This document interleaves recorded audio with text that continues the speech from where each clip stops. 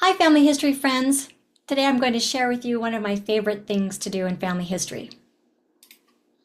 Many people tell me that they have a hard time finding names to take to the temple.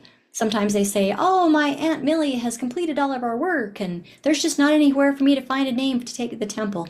Well, I have an option for you to explore to see if you can find one because I suspect that there are. The reason being is that there are more people building and contributing to the FamilySearch family tree that are non-members than are members of the Church of Jesus Christ of Latter-day Saints. So that said, there are lots of cousins out there who are just waiting for you to find them and get them in line to get their work done. I'm going to show you how we do that. We're going to use our phone or a tablet. If you use a desktop, this is not going to work. This is only available, again, for the tablets or phones because we're going to leverage the FamilySearch Tree app. And some of you might be familiar with the tasks feature that they have. Well, this is tasks on steroids, and it's pretty rockin' awesome. So you'll notice that when you are in the Family Tree app, there's a tasks down at the bottom. And for instance, when I open it up on this day, I had 28 available to me.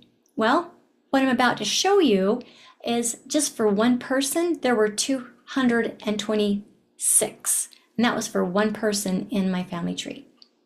All right. And then on the desktop, there are some tasks you can do, but it's going to give you just a few of them, and the way they're presented is random. And what we have is a way to methodically go through and find and harvest, and it is really fun. It is. Okay, let's begin at the very start, and that means make sure that you have downloaded on your device the FamilySearch Family Tree app. Once it's downloaded, please log in. And the first thing that we're going to do is update some settings so that we can leverage the most of what you've got on your family tree. Okay, for our iPhone users, look on the left-hand side of the screen, and for our Android users, look on the right-hand side. And if you happen to have a phone that doesn't quite match what we're showing, there's going to be an option similar, so you might have to scout that out along the way. Okay, so the first thing we're going to do is go to where it says More, and there should be 3 lines. It's called a hamburger, so we're going to click on that. What that does is open it up for us to be able to, on an iPhone, connect to settings. On an Android, you're going to go to where it says app. The next thing we want to do is enable multiple screens. So you're going to toggle on those switches if they aren't already on. And we'll get to why we want to do that in a little while. So see how those are enabled? Well, as soon as that's enabled, it's going to give you an option to see where you can have access multiple pages, and it'll look different depending on your device. Just the icon is our pages here, and on the Android, there are 3 vertical lines. Okay, the next thing we want to do is we're going to change the view because this is a pedigree chart. We want to make sure that we're looking at the fan chart. So we're going to click on this button right here. And we're going to select the fan because we want to see the fan chart. The next thing we want to do is get the most bang for our buck. So we're going to click on a little drop-down menu that should be at the top if you're an iPhone user, and if you're on an Android, you should have that option down in this section. So tap on that and select 7 generations. And then just to get it out of our way, for iPhone users, you can nudge that list down and it will display the entire fan chart.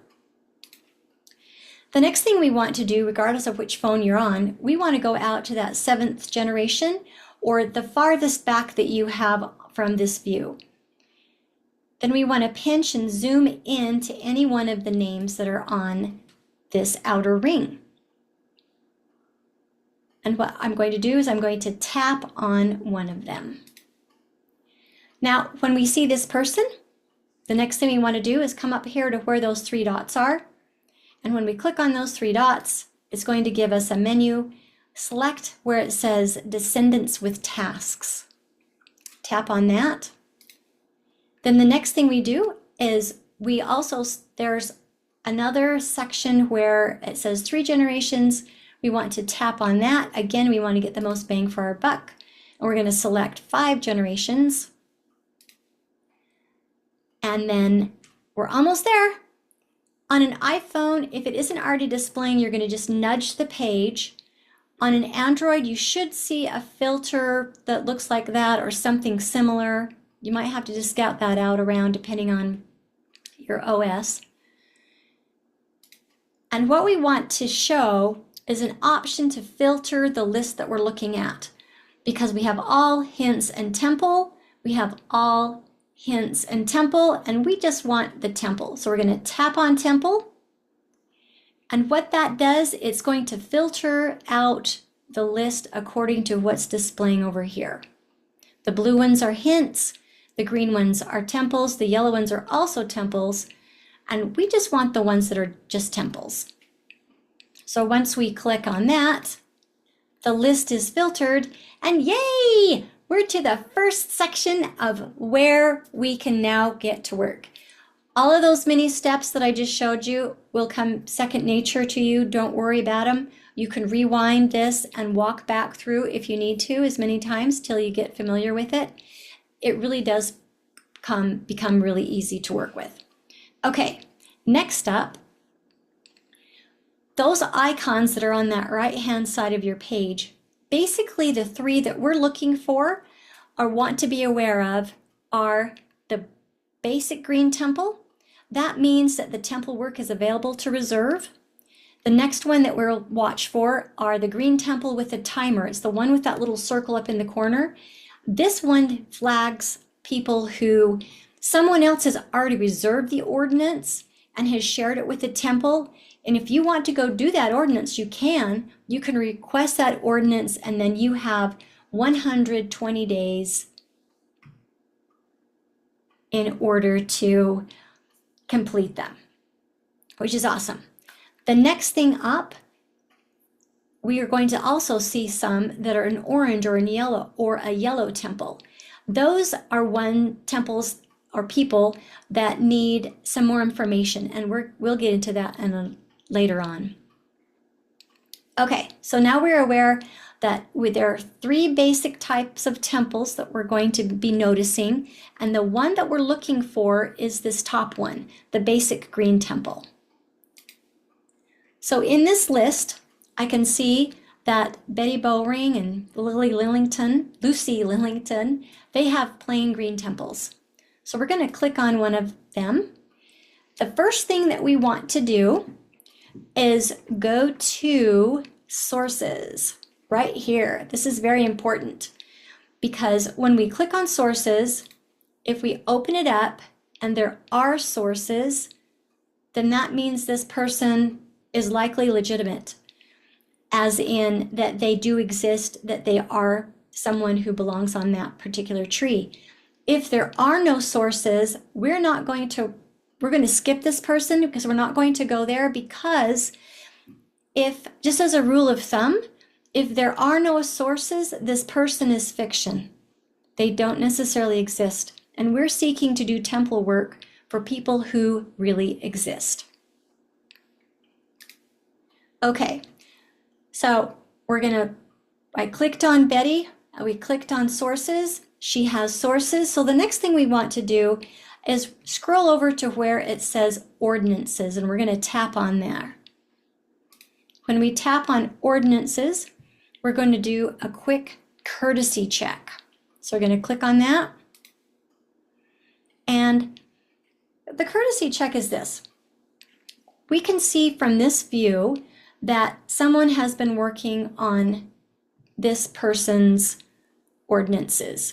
Now, if it looks like someone is actively working on this person, I would not go reserve these other ordinances to be done because someone's working on it. This might be someone who's a closer relative.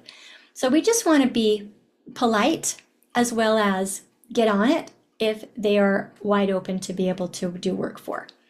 So if If there's a recent date that someone's working on it, I would skip it. If it's not, then I would say it's fair game. Okay, that said, we're going to take another peek. When we come in and no work has been done for this person, just like the one I'm showing you right here, then they are so fair game. And so what we would do is we would reserve the work for this person. Now, when you click on to reserve a work, sometimes you might have a screen show up like this, that it says possible duplicates. If you see that, again, this is one that I would skip because right now we're just looking for low-hanging fruit. And I'm showing you these possibilities so that when you come across them, that you're not surprised. So it's like, no, not a big deal. We're just going to skip this person. So we would click that X. And that would take us back to our list. Well, what we want to do is continue through that list to locate the ones that look like, this, that have green, that are open, and no one's been working on them, at least recently, and then we want to request these names, okay? And we want to reserve as many as we can, and the particular ordinances, if you personally aren't doing those ordinances, let's say for instance, this person was male and you don't have a person in your home that could go do those, great, still reserve them and then release them to the temple, because then that puts the person that you just reserved the work for in line to be able to get their work completed. So I recommend that you reserve all that you can and then share ordinances with family or at the temple if you cannot do them yourself. All right. So once you have gone through all of these green temples, and then you have a couple of, so we've hop back. Sorry about that. I'm really jumping all over the place. Sorry, friends. I really know what I'm doing. Okay. So once you've gone through all of the green ones, and for this particular, for instance, for David Andrews, we've gone through and finished all of the green ones, then what's next? Well, then what I recommend is you can go back out to your list and do the same thing. Just go zoom in and find another person and start doing their work. You can either go methodically through the tree across that 7th generation, or you can pray and ask who wants to have their work done next and let the Spirit guide you to who you're going to tap on to start that process again. And that's up to you. Another option, though, is looking at those yellow temples. So we're going to take a peek at those next. This is ripening the fruit to turn the yellow temples into green.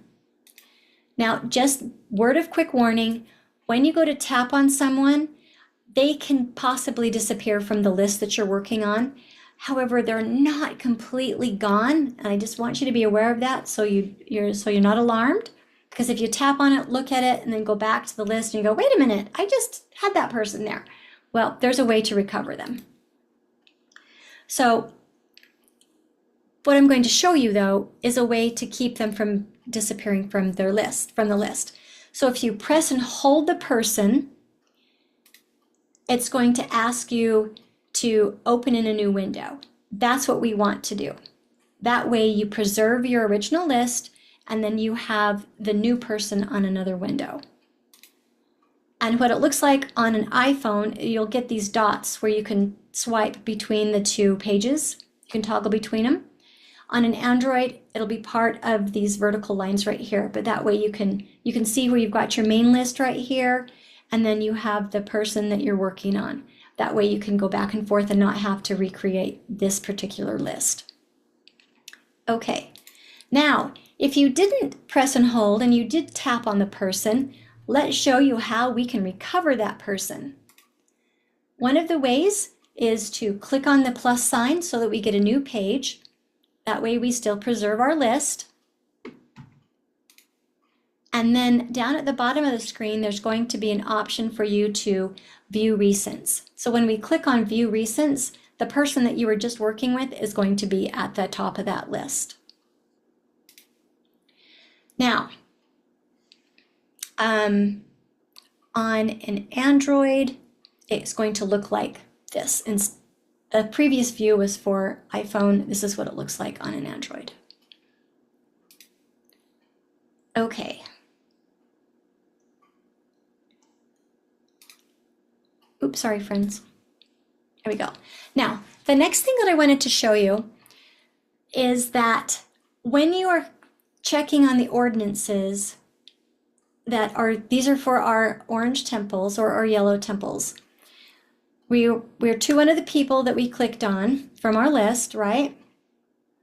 And I recommend that you do not click on the icon, click on the word ordinance. The reason why is this. When you're looking at it, if you click on the ordinance, it's going to list them out here. They're much easier to read. If you click on the icon, this is the view that you get. So it's a filtered view and it's just harder to see. So just one of those quick tips, click on the word ordinance so you can read the information of why it's yellow, because this is going to tell us what it needs. This one particular says this person's record needs a standardized place of birth, christening, death, burial, cremation, or marriage event. So that's what we know we're looking for. As soon as we have that information, it is time to dig in. And we're looking again for high-level things, high level as in easy to reach when we're working on our mobile device. If there's anything that needs any in-depth kind of digging, then we're going to save that for a laptop for another time. All right, so what we're going to do, we're going to go to the details, the parents, the spouse, and see what's there. We're going to check on the sources for data. We're going to add any data to those corresponding fields. And then if we can do that, it'll turn the yellow into green. And when it's green, that's all systems go to reserve their work, their temple work. So that's the goal. All right. So next up, so for instance, Frank. We look at Frank. Frank has a yellow temple. Well, we can see in the details that there's a birth date, but there's not a place. So let's go see if we can find a place for him. So we're going to go to the sources. When I tap on sources, it says that Frank has a record about births. So we're going to click on it. And when that opens up, we can see, oh, look, he is born in Crystal City, Jefferson, Missouri. Perfect. All right. So it needs a standardized place. So we're going to come back over to where on his profile. And if we tap on the date, it should give us an option to edit and it'll open up and we can key in Crystal City, Jefferson, Missouri. And then we're going to click save. And when we do that, we can see that it added it right here, Crystal City, Jefferson, Missouri. Like, sweet, okay. And our temple is still yellow, so it still needs to have the death date, have a city and location for it too. Okay, so then we're gonna click on sources again, which will look like, it looks like this for this particular guy.